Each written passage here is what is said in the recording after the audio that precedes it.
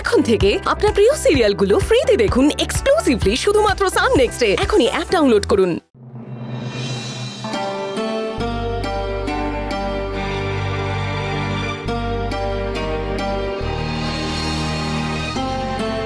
কোথায় গেছিলিস তুই? কোথায় গেছিলিস বল, কোথায় গেছিলিস? অর্জুনের বাড়ি। মানে আবার কেন? দরকার ছিল। মা এখনো অর্জুনের জন্য আশা করে বসে আছে, ভাবছে ও ফিরবে। কিন্তু জানিস, ওদের এখনই মনে মনে মেনে নিয়েছে যে ও আর ফিরবে না। আমার খারাপ লাগছে, বৌদি এখনো ওই নকল অভিধাকে বিশ্বাস করে যাচ্ছে। মানুষটা কি করে এইভাবে বদলে যেতে পারে আমি না ভাবতে পারছি না। কি আর করবি বল, মানুষের মন তো বদলাতে পারবি না। মিঠুন বাড়িতে আছিস?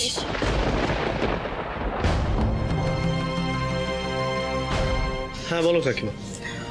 ও মঞ্জু বাড়িতে আছিস?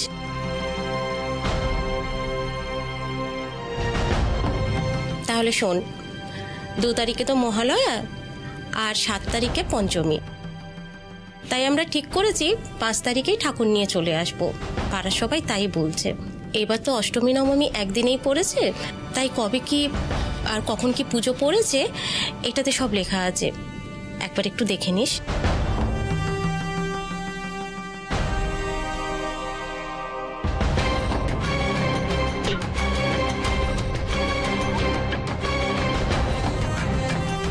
অর্জুনকে নিয়ে তোরা কতটা দুশ্চিন্তায় আছিস সেটা আমরা জানি, তাই এবছর আর চাঁদা চাইতে আসিনি তোদের থেকে। কিন্তু পুজোর নিঘণ্ট না জানালেই নয়, তাই এসেছি। তোদেরকে এবছর চাঁদা দিতে হবে না। না না কাকিমা, তুমি দাঁড়াও।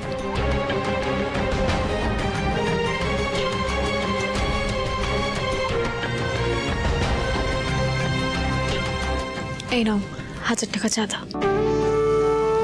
মঞ্জু, তোদের এখন এই পরিস্থিতি খারাপ এখন ঠিকই, কিন্তু দেখো খুব তাড়াতাড়ি সব ঠিক হয়ে যাবে।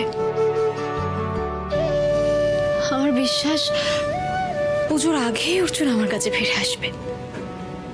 তারপর আমরা সবাই মিলে পুজোয় খুব আনন্দ করব। তুই এত কনফিডেন্টলি বলছিস কি করে বোন যে অর্জুন ফিরবে? নিশার ভয়েস মেসেজ থেকে আমি কনফিডেন্স পাচ্ছি, আর অর্জুন ফিরবে। তুই যদি এতটাই নিশ্চিন্ত হোস, তাহলে এইভাবে মনমরা হয়ে রয়েছিস কেন? স্নান খাওয়া সব ছেড়ে দিয়েছিস। শীতের সিঁদুরটা প্রায় মুছে এসেছে, এটা ভালো দেখায় বল?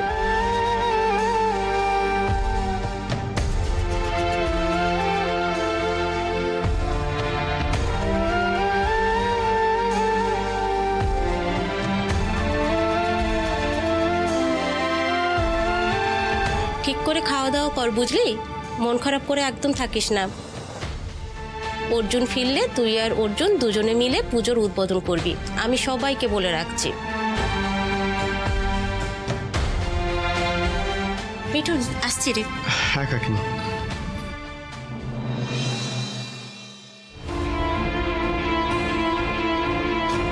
বোন, কাকিমা কিন্তু ঠিক কথাই বলেছে। তোকে এইভাবে দেখতে আমারও ভালো লাগে না রে। যা একটু ফ্রেশ হয়ে যায়, যা।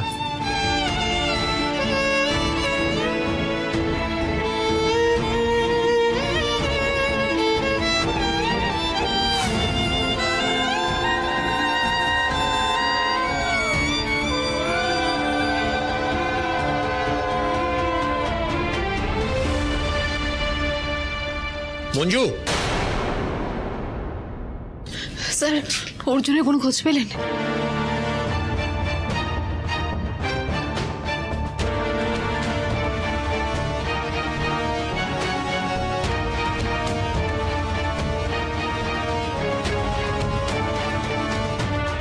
বোন, মনের জোর হারাস না বোন। তুই যখন বলেছিস অর্জুন ফিরবে, তখন ও নিশ্চয়ই ফিরবে। স্যার অর্জুনের মোবাইলের কোনো খোঁজ পেলেন? কিভাবে পাবো? ওর মোবাইল তো ওর সাথেই আছে। অর্জুনকে না পাওয়া গেলে তো মোবাইলটাও পাওয়া যাবে না।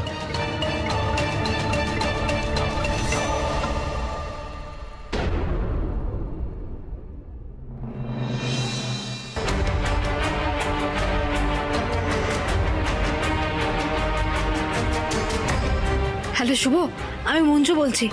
তোমার ল্যাপটপটা নিয়ে আমাদের বাড়িতে একটু আসতে পারবে? দরকার আছে। হ্যাঁ হ্যাঁ, এসো এসো।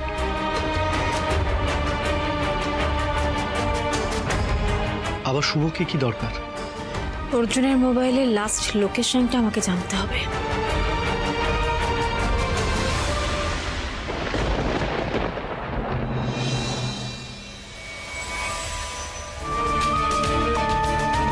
$10 লাখ আছে।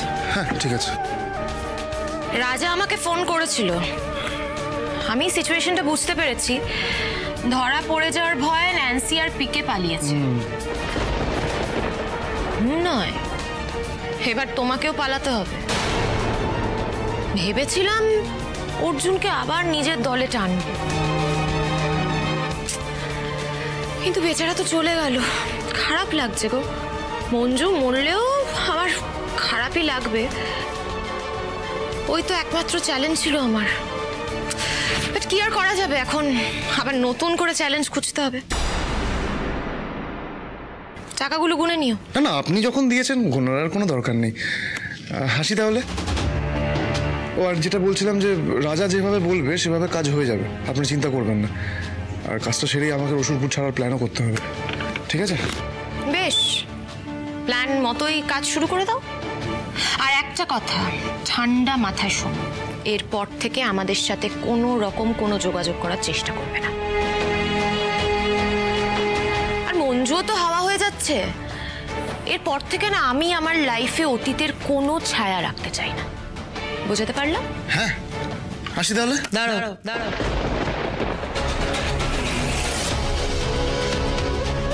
নন্দিনী তোমাকে 10 লাখ দিয়েছে, আমি তোমাকে আরো 10 লাখ দিলাম।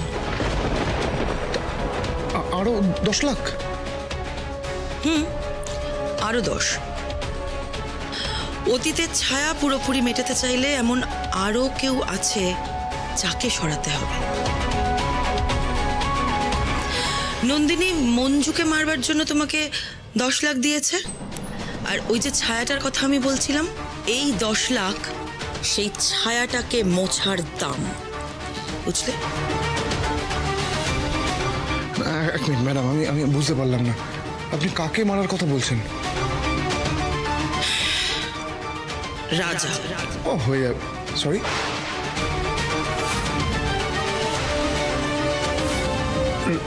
রাজা মানে আমাদের রাজা? কোনো কারণ অকারণ সমীকরণ কিচ্ছু জিজ্ঞাসা করো না, আমি কিচ্ছু বলবো না। রাজা যখন নিজের চোখে মঞ্জুর ডেড বডিটা দেখতে চাইবে, ঠিক তখনই ওকে সরিয়ে দেবে। পারবে তো? পারবো মানে মানে তুমি যদি না পারো তাহলে বলতে পারো, আমার কিন্তু লোকের অভাব। না না ম্যাডাম, পারবো, নিশ্চয়ই পারবো। টাকার জন্য আমি সব কাজ করতে পারি, আপনারা চিন্তা করবেন না, খুব তাড়াতাড়ি দুটো কাজই হয়ে যাবে। আসি তাহলে।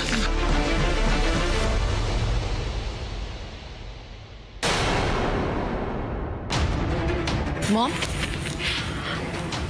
ওকে না হয় বললে না, আমাকে তো বলো কি করতে চাইছো তুমি? দেখ, মঞ্জুকে মেরে রাজা লকআপের বাইরে বেরোবার চেষ্টা করবে, আর তারপর বিজনেসের ভাগ চাইবে, নিজের অধিকার চাইবে। আমি সেগুলো আর অ্যালাউ করব না। আর তাছাড়া রাজা আমাদের অতীতের অনেক কিছু জানে, চাইলেও আমাদের ফাঁসিয়ে দিতে পারে। সেভাবে ভাবতে গেলে তো সিটকেও সরাতে হবে মম, কারণ সিটও যখন তখন আমাদের ফাঁসিয়ে দিতে পারে। দেখ নন্দিনী, রাজাকে আমি যতদূর চিনি, সিড রাজাকে গুলি করার পর রাজা সিটকে ছেড়ে দেবে না।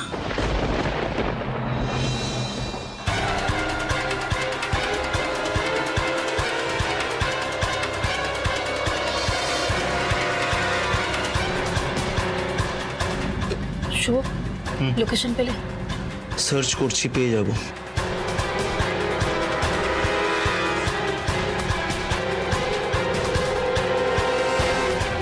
হয়েছে রে? বারবার ঘড়ির দিকে তাকাচ্ছিস কেন? কারণ আছে, পরে বলবো।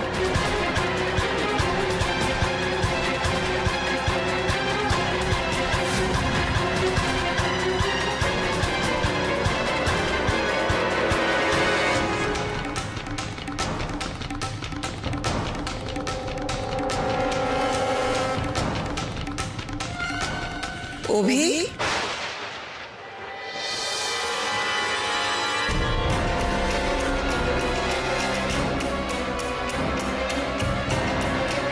কি ব্যাপার, হঠাৎ এই ঘরে? কি হলো, কি দেখছেন? হ্যাঁ,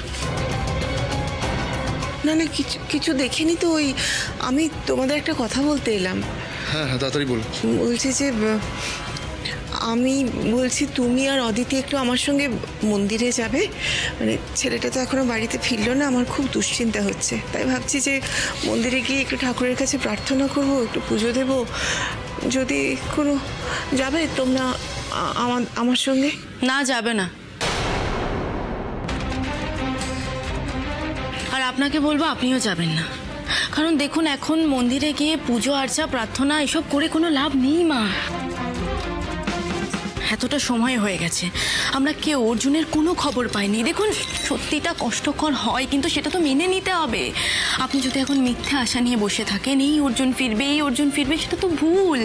সেটা আপনারই কষ্ট বাড়বে মা। এরকম করে বলো না অদিতি, এরকম করে বলো না। এরকম করে বলছি তার কারণ এটাই সত্যি মা। দেখুন অর্জুন আমারও ভাইয়ের মতন, আমি যথেষ্ট স্নেহ করি ওকে, কিন্তু তাই বলে মঞ্জু এসে আমাকে মিথ্যে আশা দেবে যে অর্জুনকে ফিরে পাবো, আর সেই আশাটা নিয়ে আমি বসে থাকবো, এটা তো হতে পারে না। আপনাকেও বলি, আপনি না বলতেন অর্জুনকে আপনি নিজের ছেলের মতন দেখেন? যে মেয়েটার জন্য আপনার ছেলে মারা গেছে আপনি তাকে এখনো প্রশ্রয় দিয়ে যাচ্ছেন। বৌদি, যেটা জানো না সেটা নিয়ে কথা বলো না। আমার অর্জুন মারা যায়নি, আমার মন বলছে ও ফিরে আসবে। তাই আমি আপনাকেও বোঝাচ্ছি, সত্যিটা বোঝানো আপনাকে আমার কর্তব্য, তাই আমি আপনাকেও বলছি মা। না, আমিও তোমাকে বলছি এভাবে বলো না। যদি একটু আশা নিয়ে বসে থাকলে মনটা শান্ত থাকে, মনটা ভরসা পায়, তাহলে কেন এইটুকু আশা করবো না বলো তো? একটু চলো না, মন্দির তো কাছেই, সেখানে গিয়ে আমরা তো আমরা যদি সবাই মিলে একটু প্রার্থনা করি, সেটাতে যদি কাজ হয়, অর্জুনটা যদি আবার... চলো না, এর মধ্যে অসুবিধে কোথায়? তোমাদের তো বেশি সময় নষ্ট হবে না অদিতি।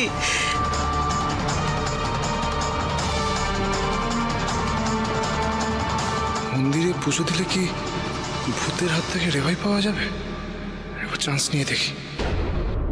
ঠিক আছে, আমি রাজি আছি। চলুন আমি যাবো আপনার সাথে। অদিতি, অদিতি বলছেন যখন বারবার করে, চলো চলো ঘরে গিয়ে তৈরি হয়ে চলো, এসো।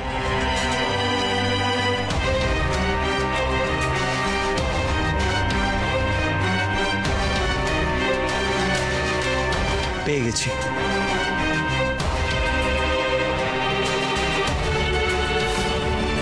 মোবাইলটা সুইচ অফ হওয়ার আগে অর্জুনদা এই কয়েকটা লোকেশনে গিয়েছিল।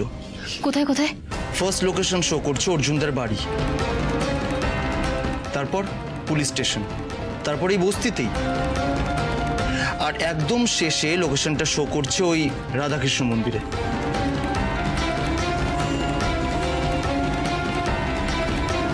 তার মানে আমি ঠিকই ধরেছিলাম।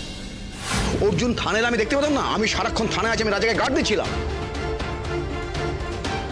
অর্জুন এখানে আসেনি। আপনার কথা আমি বিশ্বাস করছি না স্যার, বড়বাবু মিথ্যে কথা বলেছে। অর্জুন সেদিন বাড়ি থেকে বেরিয়ে প্রথম থানাতেই গিয়েছিল, আর থানাতে গিয়ে বিপদে পড়ে বড়বাবু সব জানে। আমার ধারণা যদি খুব একটা ভুল না হয়ে থাকে, তাহলে অর্জুনের মোবাইলেই ওর বিপদে পড়ার কারণটা লুকিয়ে আছে। এবার আমি যাই তাহলে। শুভ, আর একটু দাঁড়াও, তোমাকে আর একটা কাজ করতে হবে। আমি তোমাকে নিশার নাম্বার দিচ্ছি, তুমি ওই নাম্বারটাকে ট্র্যাক করার চেষ্টা করো। ঠিক আছে, দাও।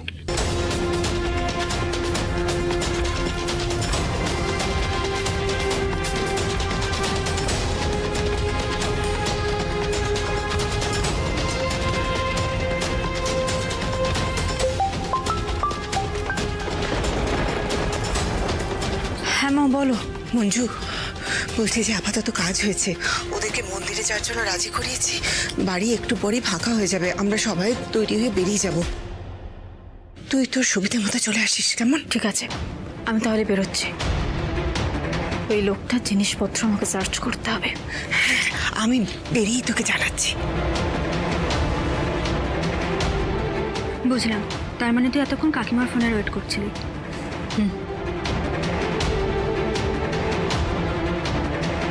এই লোকেশনটাও পেয়ে গেছি। কোথায়? ওই রাধাকৃষ্ণ মন্দিরের কাছাকাছি একটা জায়গায় লোকেশনটা শো করছে।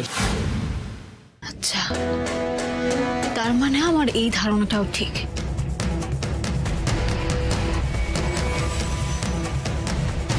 ঋষভ কোনোভাবে অর্জুন খুঁজে পেয়েছে, কিন্তু কোনো কারণে সেটা বলতে চাইছে না। অর্জুন ঋষার সাথেই আছে। এবার তাহলে তুই কি করবি বোন? ওই এলাকায় গিয়ে অর্জুনকে খুঁজবি? তার সাথে আরো একটা কাজ করতে হবে। আজ রাতে নকল অভিদার আসল আইডেন্টিটি বের করতে হবে। একবার জানতে পারলে অর্জুনকে তো আমি ফিরিয়ে আনবই আনবো।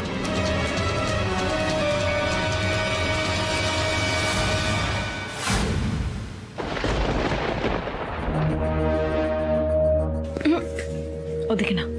মানে বৌদিদের ঘর তো এদিকেই। নকল অভিদা বৌদির সাথে এই ঘরে থাকলেও ওনার গোপন জিনিস উনি এই ঘরে রাখবেন না। চল নন্দিতা কাকিমাদের ঘরে চল, ওখানে গেলেও কিছু পাওয়া যেতে পারে। চল।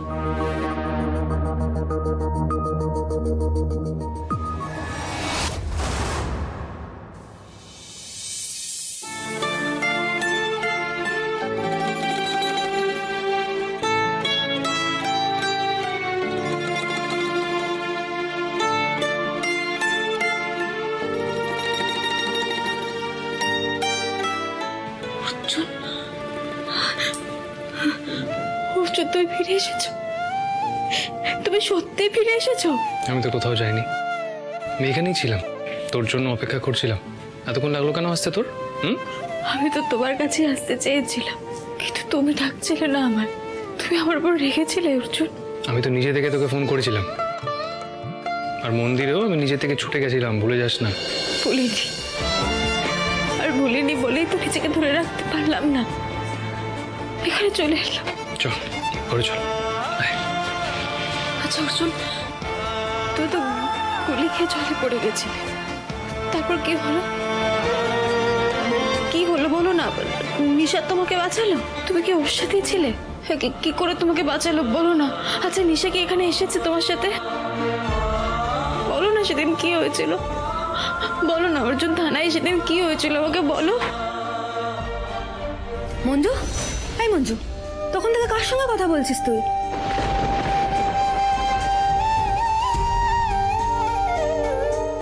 এই কি রে, কি হয়েছে? মঞ্জু, কিছু না, চল চল। বোন আর রানী আবার অর্জুনের বাড়ি গেল। অর্জুনের দাদার ডিএনএ টেস্ট রিপোর্টটা নিয়ে কি ঝামেলাই না হয়েছে। আবার যদি নতুন করে কোনো ঝামেলা হয়।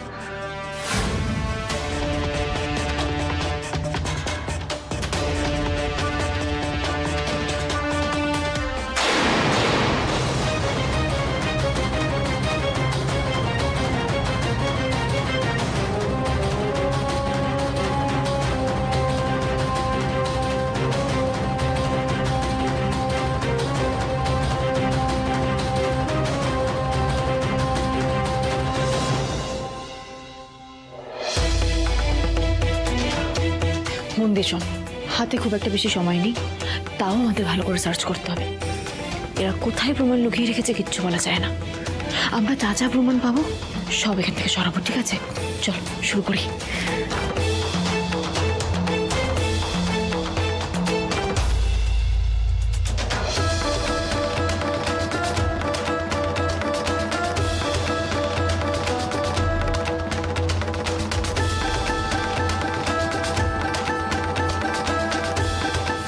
অর্জুন অবতাকে থানার মধ্যে মেরে ফেলতে গেলে ভালো হতো। তাহলে সব ঝামেলা মিটে যেত, জলটা দূর গড়াতো না।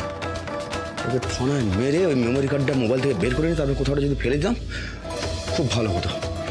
না না না, যে করে ওকে তো মারতেই হবে, ওকে মারতেই হবে। কোথায় লুকিয়ে রেখেছে ওকে, কোথায় সে তো আমি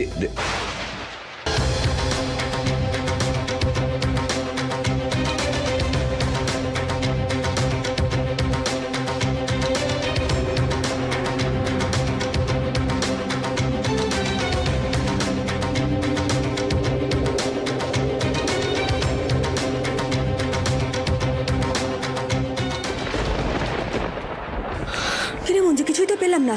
পেতে হবে রানী, আমাদের এমন কিছু খুঁজে পেতে হবে যেটা দিয়ে প্রমাণ করা যায় যে ওই লোকটা অর্জুনের আসল দাদা নয়। হাল ছাড়লে হবে না। রানী, এক কাজ কর, এবার তুই এই দিকটা খোঁজ, আমি ওই দিকটা খুঁজছি, ঠিক আছে?